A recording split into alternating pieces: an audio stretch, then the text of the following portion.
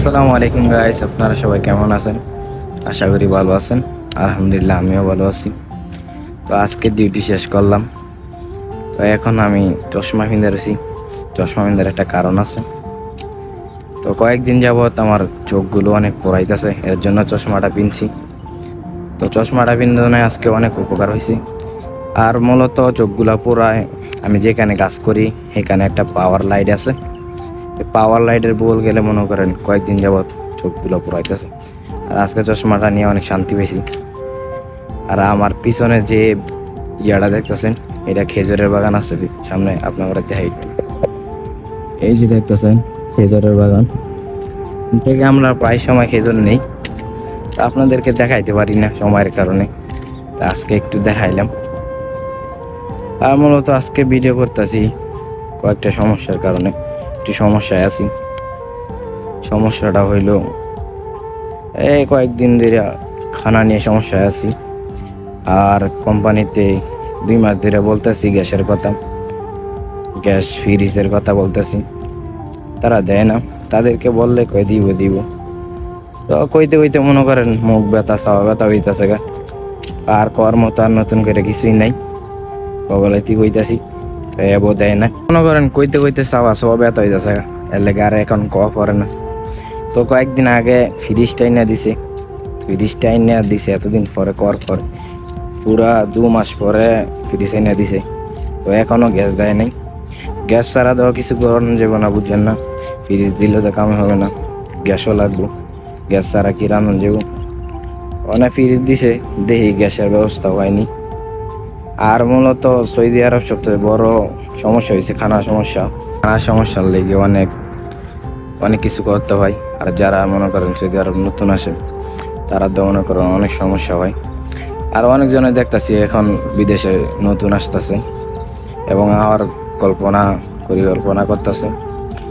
তাদেরকে বলি, তারা হয়তো বাংলাদেশ থেকে 10,000 15,000 টাকা মনে করেন দিয়া সৌদির 300-200 রিয়াল বাঙ্গিয়ে আনে, যে খানা দানি সমস্যা না হয় 2-3 মাস, এরকম চিন্তা ভাবনা করে।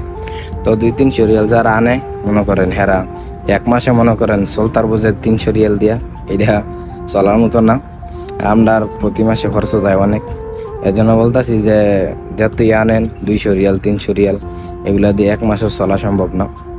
মানে আপনাদেরকে কিছু যদি কথা কই, তো অবশ্যই এই কথাটা যদি শোনেন তাহলে আপনাদের অনেক উপকার হইতে পারে। তো যদি শোনেন তাহলে আপনার উপকার হইব, আমরা কিছু হইব না। আপনি যদি পারেন তাহলে যে সময় আসবেন নতুন বা আসলে তো আর কিছু করার নাই।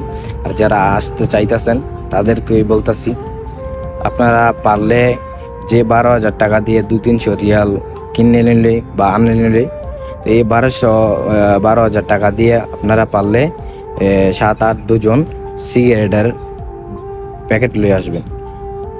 যে ব্যাগটা বড় থাকবে এই ব্যাগটার মধ্যে বইরা দিয়ে দিবেন।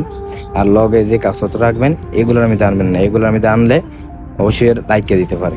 আর এই সিগারেটগুলো যদি আনেন তাহলে দেখা যায় সৌদি আরবে আইসা মনে করেন কমসে কম আপনি 1,000 রিয়াল বেচতে পারবেন।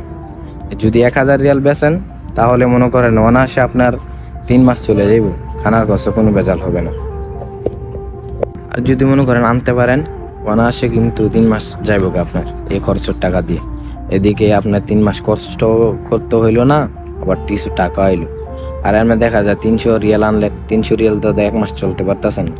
এখন আবার প্রশ্ন করবেন যে ভাই নতুন জামু, যে এগুলা বেজাল টেজাল ইয়ারফোন বা নিয়ে বেশ কেমনে বা এগুলা ভাই কোনো টেনশন হইতো না, আপনার কোনো সমস্যা নাই। এখানে যদি বিদেশে আনেন তাহলে দেখা যায় যে যারা সিগারেট খায় বাংলাদেশি, তারা দেখা যায় যে বাংলাদেশেও সিগারেটটা খাইয়ে দিয়ে একটা মজা পায়, এই মজাটা পায় না সৌদি আরবের সিগারেট খাইয়া। এরপরে যদি আপনি বাংলাদেশের সিগারেট আনেন, তারা যদি জানতে পারে অবশ্যই আপনার তো সিগারেট নিত না, যে না নেওয়ার লেগে ফাড়াফাড়ি করবো, বুঝছেন? বাংলাদেশের সিগারেট হারা আরো বিচারে, বুঝছেন? এই বেচা কিনা লই আপনার কিছু জামাল হইব না।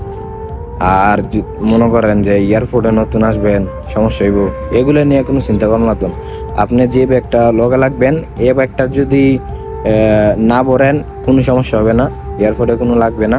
আর যে ব্যাগটা দিয়ে দিবেন বড় ব্যাগটা, এই ব্যাগটা আমাদের রাখলে কোনো সমস্যা হইতো না, আপনি যত খুশি তুই আনতে পারবেন। তো আপনাদের সুবিধার লাগে এই কথাটি বলতাছি। এখন সৌদি আরব খানা যারা নতুন আসে তাও খানার প্রচুর পরিমাণে সমস্যা হয়, তো যা আসে হ্যাঁ বুঝে, এর জন্য আপনাকে সুবিধার লেগে বলছি, মানে ভিডিওটা বানাইছি। আপনার যদি ভালো লাগে বা কথাগুলা কাজে আসে তাহলে ভিডিওটা শেয়ার মেয়ার করেন আর কমেন্টে জানায়েন কীরকম হয়েছে, আর পেজটা ফলো করে দিন। আপনারা ভালো থাকবেন, সুস্থ থাকবেন, আল্লাহ হাফেজ।